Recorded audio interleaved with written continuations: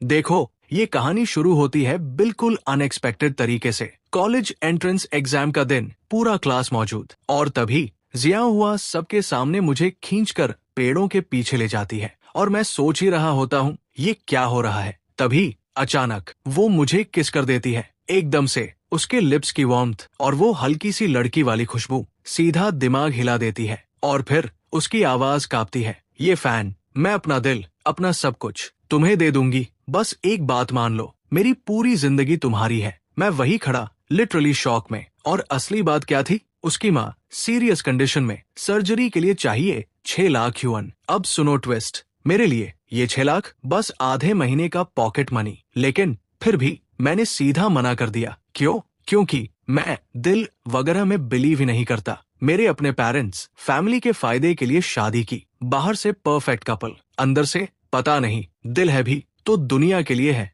तो मुझसे प्यार की बात मत करो। मैं नहीं मानता। मैं उसके पास जाता हूँ, वो कांप रही है, शोल्डर्स हिल रहे हैं, आंसू गिर रहे हैं। मैं हाथ बढ़ाता हूँ, वो आंखें बंद कर लेती है, शायद सोचती है मैं उसे, लेकिन मैं बस उसके माथे को हल्के से टच करता हूँ। वो फ्रीज, आंखें बड़ी, मैं सीधा उसकी आंखों में देखता हूँ। सुनो, तुम क्या चाहती हो? मैं वो इंसान बनूं जो तुम्हारी मजबूरी का फायदा उठाए, या वो जो तुम्हारी मदद करे? वो पूरी ब्लैंक, दिमाग शट डाउन। मैं पेशेंटली खड़ा उसे देखता रहता हूँ। थोड़ी देर बाद उसके शोल्डर्स ढीले पड़ जाते हैं। वो धीमी सी आवाज में, ऑलमोस्ट फुसफुसाकर, मदद। मैं सिर हिलाता हूँ। मैं कोई फिलैंथ्रोपिस्ट नहीं हूँ, पैसा है लेकिन यूं ही नहीं उड़ाता। 6 लाख में तो मैं दर्जनों नेपोलियन खरीद सकता हूँ। उसकी आंखों की उम्मीद एक सेकंड में डिस्पेयर में बदल जाती है, वो टूटने वाली होती है। और सच बोलूं, मुझे गिल्ट से थोड़ी राहत मिलती है। लेकिन मैं न विलन बनना चाहता हूँ, न हीरो। तो हम बिजनेस पार्टनर्स बन सकते हैं।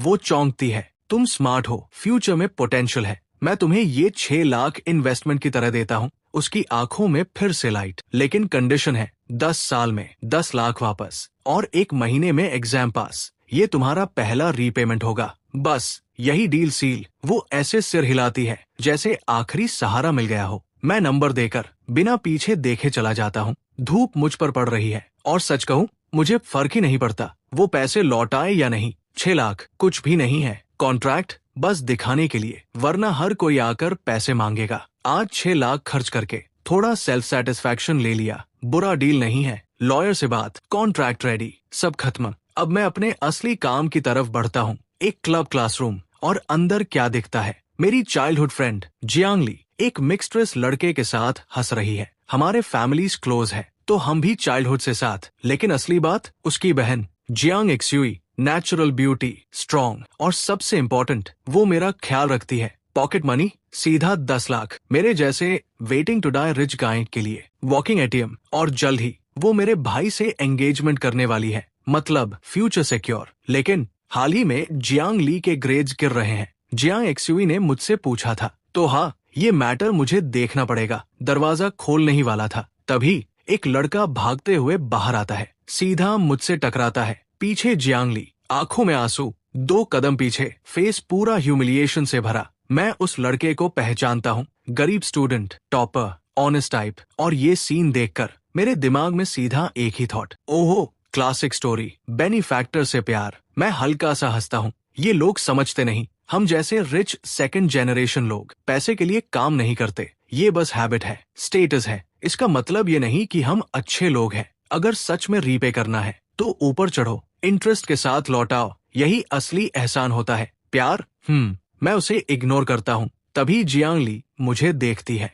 ये फैन, तुम यहाँ क्या कर रहे हो? मुझे और यांग को अलग करने आए हो? और फिर सीधा, बताती हूँ, टाइम वेस्ट मत करो, मैं नहीं मानने वाली। देखो, अभी जो होने वाला है ना, यहाँ से कहानी एकदम डार्क टर्न लेती है। जियांगली सीधा मुझे घूरती है और बिना रुके बोल देती है, तू ये फैमिली का बेकार यंग मास्टर है, खुद को नहीं समझता, मुझे क्या समझाएगा? मैं शांत खड़ा सुन रहा हूँ। वो आगे बोलती है, मुझे तेरी परवाह नहीं, बस ये समझ नहीं आता, इतनी अच्छी लड़की, मैं ऐसे लड़के से प्यार कैसे कर सकती हूँ? और फिर वो सन यांग का हाथ पकड़ लेती है, आंखों में चमक, एडमिरेशन। ये तुम जैसे फेक रिच किड्स जैसा नहीं है, ये असली जिंदगी जीता है, फ्री है। और फिर उंगली मेरी तरफ, तुम लोग बोरिंग, वेस्ट लाइफ, और खासकर तुम, ये फैन, न पढ़ाई न टैलेंट, बस ये फैमिली, उसके बिना तुम जीरो हो। मैं बस हल्का सा सिर हिलाता हूँ। समझ गया, यही है यूथ का नशा। वो सोचती है मैं मान गया, उसके चेहरे पर प्राउड स्माइल।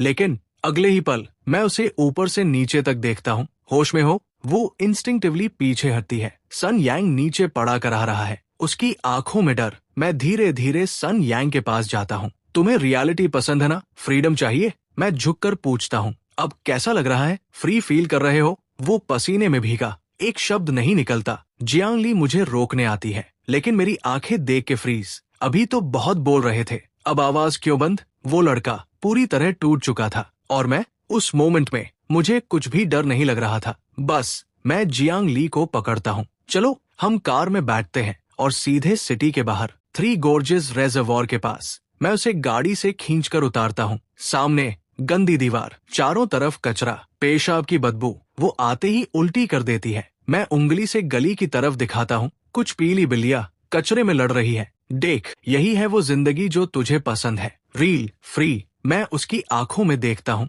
काफी रील है, काफी फ्री है। पसंद है तो अभी फेंक दूं तुझे यहाँ। बस उसका चेहरा सफेद, हाथ कांपते हुए मेरे हाथ पकड़ लेती है। गलती हो गई, ये फैन, घर चलते हैं प्लीज। उसी वक्त मेरी नजर एक फेमिलियर फिगर पर पड़ती है, सन यांग। वो धीरे से पीछे मुड़ता है और भाग जाता है चुपचाप। मैं उसका पीछा भी नहीं करता। कचरा है, लायक नहीं। जियांग ली ने भी देख लिया था। उसके चेहरे से सारा खून उतर जाता है। उसका आखिरी इल्यूजन वही खत्म। वो रोती भी नहीं, बस खड़ी रहती है जैसे सोल निकल गई हो। मैं उसे कार में बैठाता हूँ। पूरा रास्ता साइलेंस। जियांग हाउस पहुँचते हैं। वो खुद दरवाजा खोलती है, अंदर चली जाती है। मैं बाहर ही रहता हूँ। ड्राइवर को बोलता हूँ घर चलो। रात को फोन पर एक मैसेज आता है, जियांग एक्सुई, ये फैन, थैंक यू। मैं बस एक कोल्ड रिप्लाई देता हूँ, डन। अगले 2 दिन पूरा जियांग हाउस शांत, कोई ड्रामा नहीं। मैं समझ जाता हूँ फ्यूचर सिस्टर इन लॉ ने हैंडल कर लिया, सब स्टेबल।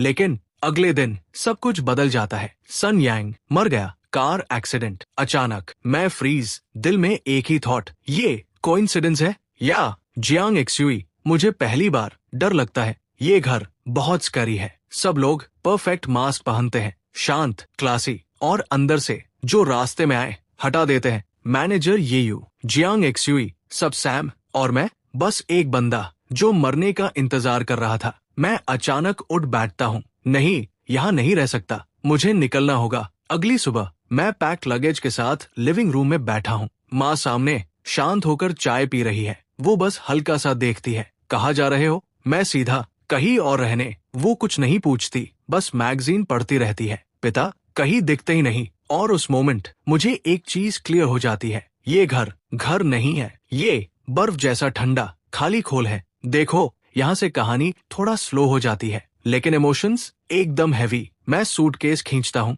और उस बड़ी सी विला से बिना पीछे देखे निकल जाता हूँ। सीधा सिटी सेंटर, मेरा खुद का टॉप क्लास अपार्टमेंट। दरवाजा खुलता है, अंदर बड़ा, खाली, फ्रिज भी खाली। मैं सीधा गाड़ी उठाता हूँ और पहुँच जाता हूँ सबसे बड़े सुपरमार्केट में। नया घर है, भरना पड़ेगा। शॉपिंग कार्ट उठाता हूँ और बिना सोचे समझे, जैसे रोबोट, जो दिखे उठाओ, डालो। चिप्स, नूडल्स, ड्रिंक्स, स्नैक्स, पूरा कार्ट भरता जा रहा है। और तभी एक कॉर्नर पे मैं अचानक रुक जाता हूँ, क्योंकि एक लड़की चुपके से ब्रेड का पैकेट अपनी स्लीव में छुपाने की कोशिश कर रही है। छोटी सी व्हाइट स्कूल यूनिफॉर्म, दिखने में साफ, लेकिन हाथ साफ नहीं। मैं कुछ नहीं बोलता, बस शेल्फ के सहारे खड़ा धीरे से उसका हाथ पकड़ लेता हूँ। वो फ्रीज, ब्रेड बड़ा, स्लीव छोटी, बार बार कोशिश, घबराहट में पसीना, और फिर वो धीरे से ऊपर देखती है। हमारी आंखें मिलती हैं। मैं चुप, बस उसे देख रहा हूँ। उसका चेहरा सफेद से लाल, आंखों में पहले डर, फिर पैनिक, और आखिर में शेम। उसका हाथ कांपता है, टप, ब्रेड नीचे गिर जाता है। वो वहीं, जैसे पूरी ताकत खत्म। सिर झुका लेती है, एकदम हेल्पलेस। मैं नीचे झुकता हूँ, ब्रेड उठाता हूँ और सीधे अपने कार्ट में डाल देता हूँ। फिर पूरा शेल्फ, बिस्किट्स, कैंडीज, सब उठा के कार्ट में भर देता हूँ। कुछ ही सेकंड्स में कार्ट एक छोटा पहाड़। मैं उसे धक्का देते हुए उसके पास जाता हूँ। वो अभी भी सिर झुकाए, जैसे जजमेंट का इंतजार। मैं हल्का सा उसके शूज को किक करता हूँ। खाने के पैसे नहीं है। वो हल्का सा सिर हिलाती है, फिर अचानक ना में भी हिलाती है। मैं इरिटेट, ये क्या है? हाँ भी, ना भी, ड्रामा कर रही हो? बोलो। मेरी आवाज थोड़ी हैवी। वो डर जाती है, आंखें लाल, आंसू भरे हुए, कुछ बोलने की कोशिश, लेकिन आवाज ही नहीं निकलती। बस हाथ से कुछ इशारा, मैं रुक जाता हूँ। दिमाग में फ्लैश, ये बोल नहीं सकती। वो बेचैन, हेल्पलेस। और उसी मोमेंट मेरी सारी इरिटेशन गायब। अंदर से गिल्ट, मैं क्या कर रहा हूँ। मैं कुछ नहीं बोलता, बस मुड़ जाता हूँ। एक कार्ट पूरा रेडी टू ईट फूड से भरता हूँ, फिर 2 कार्ट्स लेकर उसके पास आता हूँ। वो अभी भी रिएक्ट नहीं कर रही। मैं एक्सप्लेन भी नहीं करता, सीधा उसका रिस्ट पकड़ता हूँ। चलो, बिलिंग, पेमेंट सब खत्म। अब सीन देखो, मैं बैग्स उठाए हुए और वो पीछे पीछे, छोटी सी टेल की तरह, हाथ में स्नैक्स पकड़े हुए। मैं सब कार में डालता हूँ। बैठो। वो थोड़ी हेजिटेट, फिर को ड्राइवर सीट पर बैठ जाती है। मैं कैजुअली पूछता हूँ, घर कहाँ है। वो फोन निकालती है, धीरे धीरे एड्रेस दिखाती है। पुराना एरिया, ऐसी जगह जहाँ मैं नॉर्मली जाता भी नहीं। मैं कुछ नहीं बोलता, बस गाड़ी चला। पूरे रास्ते खामोशी। वो सिर झुकाए, घुटनों को पकड़े बैठी है। गाड़ी नैरो गलियों से गुजरती है और फाइनली एक पुरानी बिल्डिंग के सामने रुकती है। बाहर से जैसे जंग लगा ड्रम। हम सामान लेकर अंदर जाते हैं। अंधेरा, शोर, अजीब सी बदबू। वो मुझे 3rd फ्लोर ले जाती है। एक टूटा हुआ दरवाजा खोलती है। अंदर से तेज चाइनीज मेडिसिन की स्मेल। छोटा सा कमरा, एक टूटा बेड और उस पर एक बूढ़ा आदमी, आंखें बंद, सांस धीमी। लड़की सब छोड़कर सीधा उसके पास भागती है, पीठ सहलाती है, आंखों में चिंता। और वहीं मुझे सब समझ आ जाता है। ये भूखी नहीं थी, ये इलाज के लिए बचा रही थी। शायद खुद भूखी रहकर उस बूढ़े के लिए। सीन इतना हैवी, मैं थोड़ा अनकंफर्टेबल। वो वापस मेरे पास आती है, झुककर डीप बो, फिर एक टूटी नोटबुक निकालती है। उसमें लिखती है, थैंक यू। ये सब कितना है? मैं वापस कर दूंगी। मैं पढ़ता हूँ और अंदर से हल्की सी हंसी आती है। ये वापस करेगी? मैं कुछ नहीं बोलता, बस फोन निकालता हूँ। असिस्टेंट को कॉल, वैंग, सिटी सेंटर हॉस्पिटल, 15 मिनट में एम्बुलेंस भेजो। एड्रेस भेज रहा हूँ, पेमेंट मेरे अकाउंट से। बस एक कॉल और उसका पूरा वर्ल्ड फ्रीज। वो मुझे देख रही है, ना रो रही ना लिख रही, बस शॉक। उसके लिए ये लाइफ टाइम का मिरेकल है, मेरे लिए एक कॉल। मैं बैग को हल्का किक करता हूँ। क्या देख रही हो? सामान उठाओ, हॉस्पिटल चलते हैं। वो जैसे नींद से जागती है, जल्दी जल्दी पैक करने लगती है। लेकिन पैक करने जैसा कुछ है ही नहीं। बस उनकी पूरी दुनिया एक छोटे से कमरे में समाई हुई थी। देखो, यहाँ से स्टोरी थोड़ी सॉफ्ट लगती है, लेकिन अंदर ही अंदर बहुत बड़ा तूफान बिल्ड हो रहा है। वो लड़की जल्दी से अपने पुराने कपड़े बदलती है और तभी एम्बुलेंस आ जाती है। प्रोफेशनल स्टाफ बूढ़े आदमी को बहुत केयरफुली स्ट्रेचर पर उठाते हैं और इस पूरे टाइम वो लड़की मेरे कपड़े पकड़े रहती है, जैसे मैं कहीं गायब न हो जाऊं। थोड़ा ऑकवर्ड लगता है, लेकिन मैं उसे हटाता भी नहीं। हॉस्पिटल पहुंचते ही सब कुछ set, top doctors, best team, सीधा ट्रीटमेंट शुरू। मैं बाहर खड़ा ग्लास के पार देख रहा हूँ, अंदर डॉक्टर्स बिजी और वो लड़की बेड के पास डरी हुई, लेकिन आंखों में ग्रैटिट्यूड। और पता है, पहली बार सन यांग की डेथ के बाद जो हैवीनेस थी, थोड़ी हल्की लगती है। पैसा सच में मूड खरीद सकता है। तभी वो फिर से मेरा हाथ खींचती है, अपनी नोटबुक देती है। लिखा होता है, मैं आपको कैसे रीपे करूं? मैं डोर फ्रेम से टेक लगाकर उसे देखता हूँ। मैंने कब कहा रीपे करो? वो घबरा जाती है, जल्दी जल्दी लिखती है, नहीं, मैं फ्री में नहीं ले सकती। आप अच्छे इंसान हैं। मैं वर्ड पढ़ता हूँ, अच्छे इंसान, और हंसी आ जाती है। आजकल मेरे जैसे लोग भी अच्छे माने जाते हैं। अच्छा है, रिच होना काम आ रहा है। मैं उसका लिखना रोक देता हूँ। सबसे पहले मैं अच्छा इंसान नहीं हूँ, और ऑनेस्टली मुझे सबसे ज्यादा नफरत है झंझट से। तुम अभी जो कर रही हो, ये मेरे लिए ट्रबल है। वो कंफ्यूज, पूरी तरह ब्लैंक। मैं साय लेता हूँ, उसके पास जाता हूँ, उसकी नोटबुक और पेन लेता हूँ, कुछ लिखता हूँ, फिर उसे वापस दे देता हूँ। इसे ऐसे समझो, मैंने फ्यूचर के लिए इंश्योरेंस खरीदा है। तुम अच्छे से पढ़ो, टॉप यूनिवर्सिटी जाओ,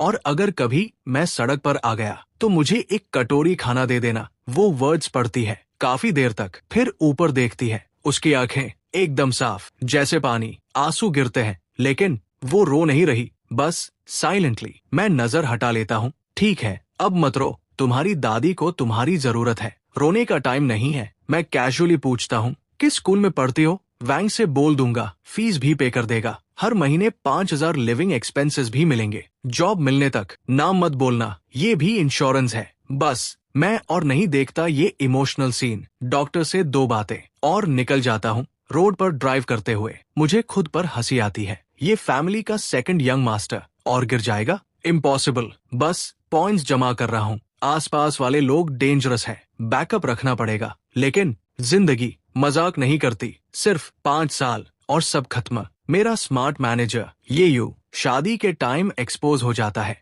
मैं प्राइवेट आइलैंड पर सनबाथ ले रहा था। मुझे हंसी आ रही थी। जैसा सोचा था, मेरा भाई वीक है, ड्रामा पसंद है उसे। मैं वापस भी नहीं गया। रिच लोग हैं, संभाल लेंगे। लेकिन धीरे धीरे मेरे बैंक कार्ड्स एक एक करके फ्रीज, प्रॉपर्टीज, स्टॉक्स, फंड्स, सब ओवरनाइट फ्रीज। अब मुझे समझ आता है कुछ गड़बड़ है। मैं तुरंत आइलैंड से वापस आता हूँ, लेकिन लेट। सब खत्म हो चुका था। ये ग्रुप, अब जियांग ग्रुप, मेरे पिता, multiple economic crimes, direct jail, life practically खत्म। मेरा भाई ये बच गया, और मैं, जिसने सिर्फ जिंदगी एंजॉय की, उसके लिए कुछ भी नहीं बचा। 20 साल का हिडन मनी, सब गायब। मैं अपने ही टॉप अपार्टमेंट के बाहर खड़ा हूँ, और सामने 2 बॉडीगार्ड्स काले सूट में रास्ता रोक कर खड़े, अंदर जाने नहीं दे रहे। मेरे अंदर गुस्सा उबलता है। ठीक है, बदला लेना है तो लो, मेरे भाई को मारो, मुझे फर्क नहीं। लेकिन मेरे बाप को जेल भेज दिया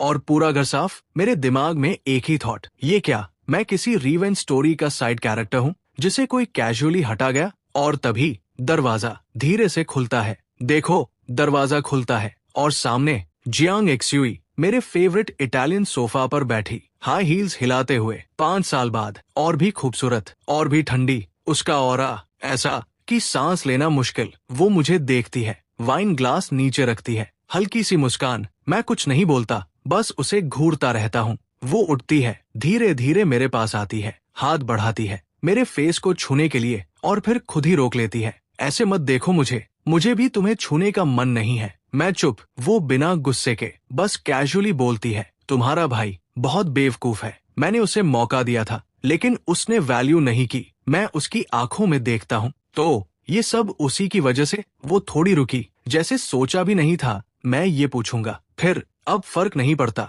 उसने पहले मुझे डिसअपॉइंट किया, तो बदला लेना जस्टिफाइड है। और फिर वो एक कदम और पास, पूरा प्रेशर। फैन, मेरे साथ रहना चाहोगे? मैं पहले की तरह तुम्हारा ख्याल रखूंगी। बस ये सुनकर मेरी आंखों में आंसू आ जाते हैं। मैं हंसते हुए उन्हें पोंछता हूँ, उसके परफेक्ट फेस को देखता हूँ। तुम्हारी बात सुनकर मुझे डाउट हो रहा है, ये आइडिया तुमने उसे भी दिया था? बस 1 सेकंड, उसकी स्माइल फ्रीज, फिर गायब। मैंने पकड़ लिया, मेरे अंदर की आखिरी उम्मीद खत्म। तो सच में ये औरत पागल है, गोल के लिए कुछ भी करेगी। मैं भी अपनी स्माइल हटा देता हूँ। अब दोनों के बीच सिर्फ ठंड। वो मुड़ जाती है, ले जाओ इसे। 2 बॉडीगार्ड्स आगे आते हैं, मुझे पकड़कर सीधा बाहर फेंक देते हैं। दरवाजा बंद। मैं कॉरिडोर में खड़ा और हंस पड़ता हूँ। अगर मैं उसकी बात मान लेता तो शायद मर भी जाता, और पता भी नहीं चलता कैसे। मैं जानता हूँ उसके साथ खेलना पॉसिबल ही नहीं। पिता जैसा ओल्ड फॉक्स भी फंस गया। मैं क्या हूँ?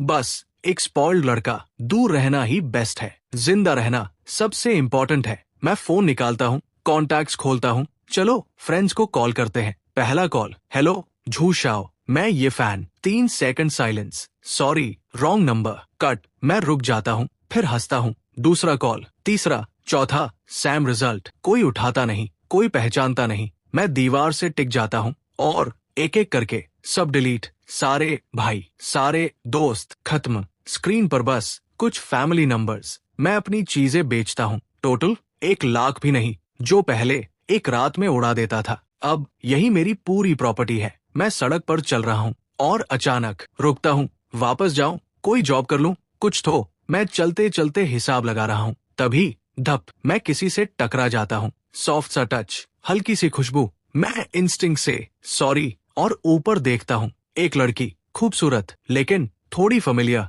कहाँ देखा है इसे, याद नहीं आ रहा, लेकिन वो मुझे पहचानती है। उसकी आंखों में सरप्राइज, खुशी। वो कुछ बोलना चाहती है, लेकिन रुक जाती है। फिर फोन निकालती है, जल्दी जल्दी टाइप करती है, स्क्रीन मेरी तरफ करती है। मिस्टर ये, क्या आप मुझे याद रखते हैं? मैं मिस्टर ये पढ़ता हूँ और रुक जाता हूँ। आजकल मुझे ऐसे कौन बुलाता है? मैं उसके चेहरे को ध्यान से देखता हूँ, और धीरे धीरे यादें वापस आने लगती है। देखो, जैसे ही मैं उसे ध्यान से देखता हूँ, अचानक दिमाग में फ्लैश, अरे ये तो। मैं थोड़ा शॉक्ड। 5 साल पहले सुपरमार्केट वाली लड़की जो कांप रही थी, अपनी दादी के लिए। वो तुम हो? उसकी आंखें चमक उठती है, जोर से सिर हिलाती है। उसकी खुशी लिटरली छुपी नहीं रही। और मैं और भी कंफ्यूज। तुम यहाँ क्या कर रही हो? वो तुरंत फोन निकालती है, जल्दी जल्दी टाइप, स्क्रीन मेरी तरफ। जियांग फैमिली की न्यूज देखी। मैं वरीड थी। मुझे लगा आप शायद यहाँ आएंगे, इसलिए मैं कल से यहाँ वेट कर रही हूँ।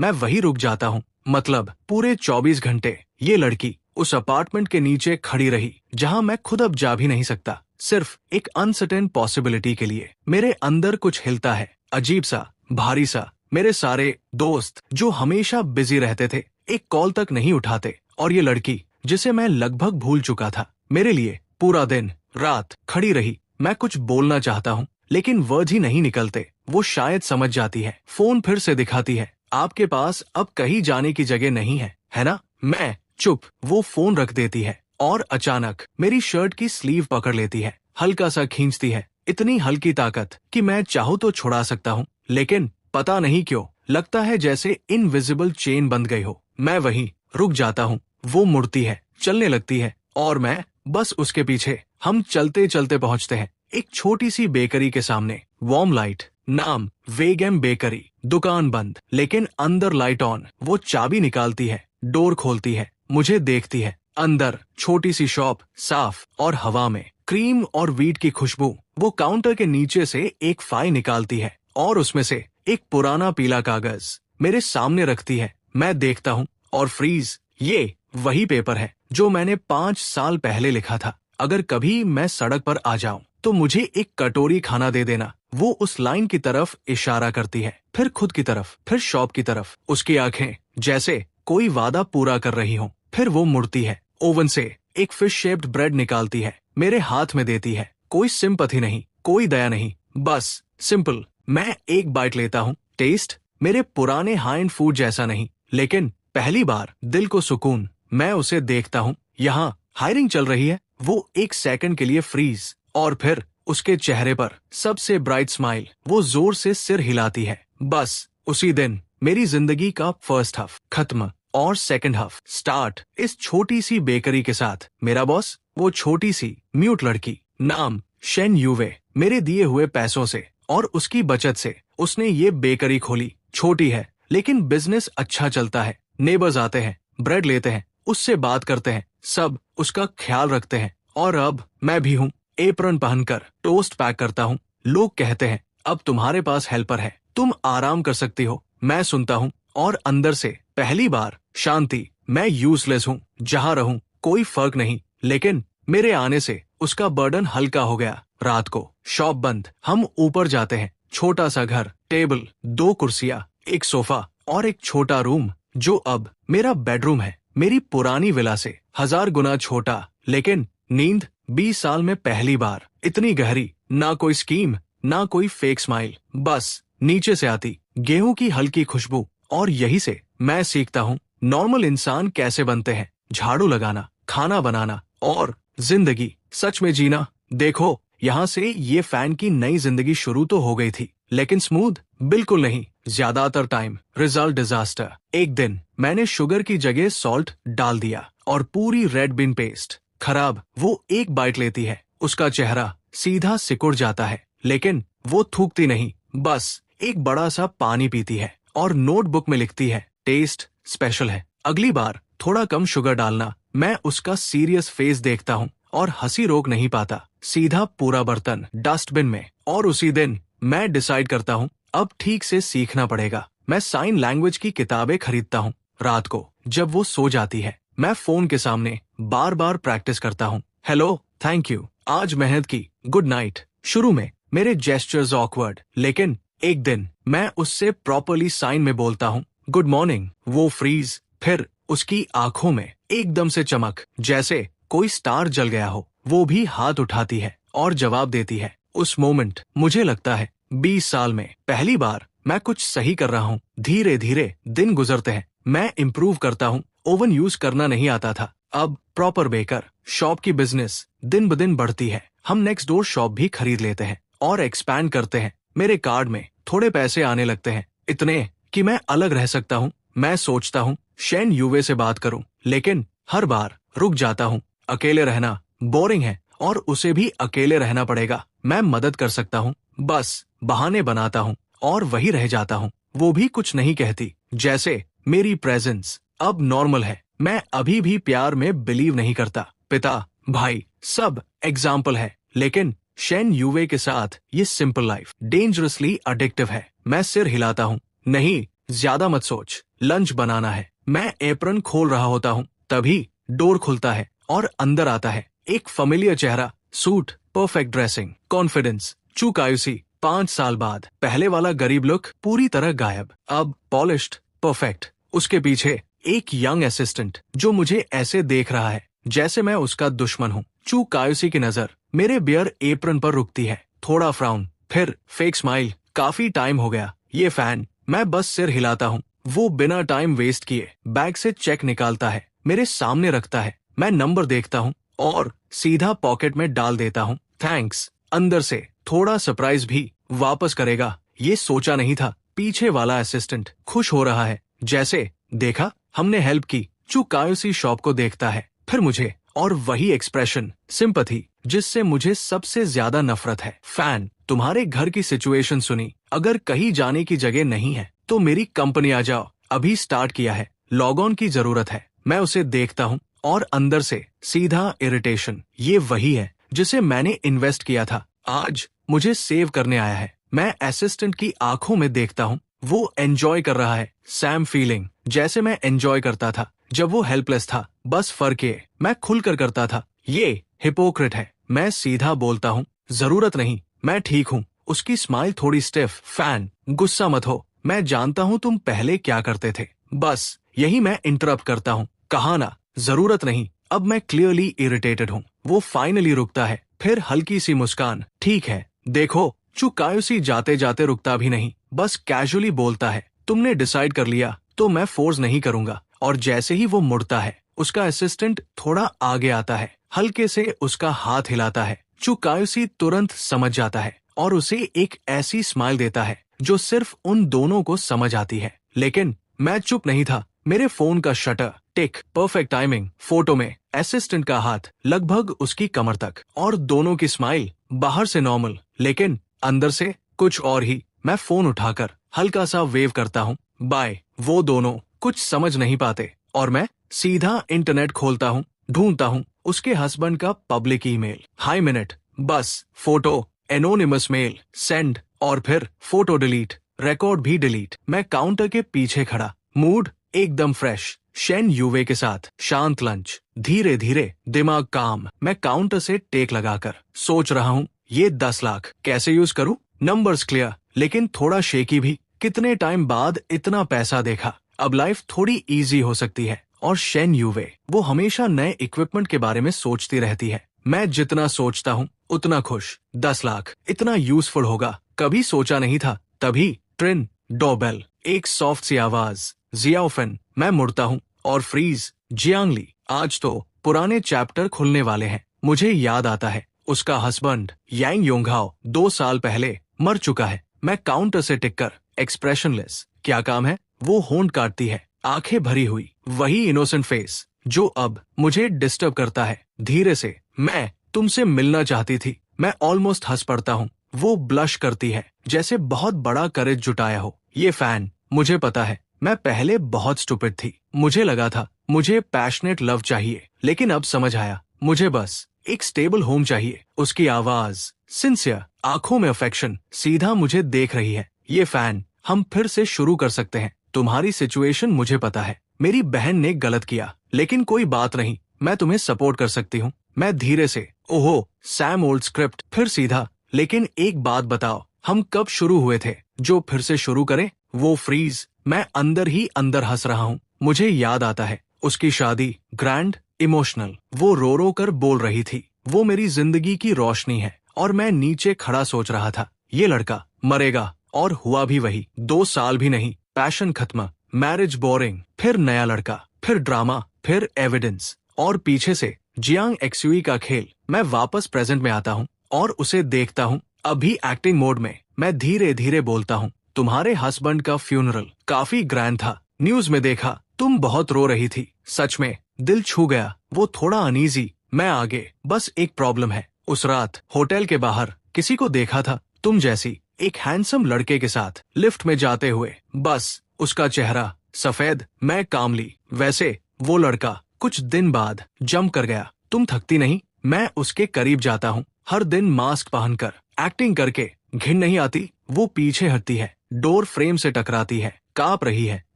तुम झूठ बोल रहे हो, लेकिन उसकी आवाज खुद उसे एक्सपोज कर रही है। मैं बस हाथ हिलाता हूँ, जाओ। वो ऐसे भागती है जैसे जान बची हो। उसकी बैक पूरी मेसी, शॉप फिर से शांत। मैं डीप ब्रेथ लेता हूँ।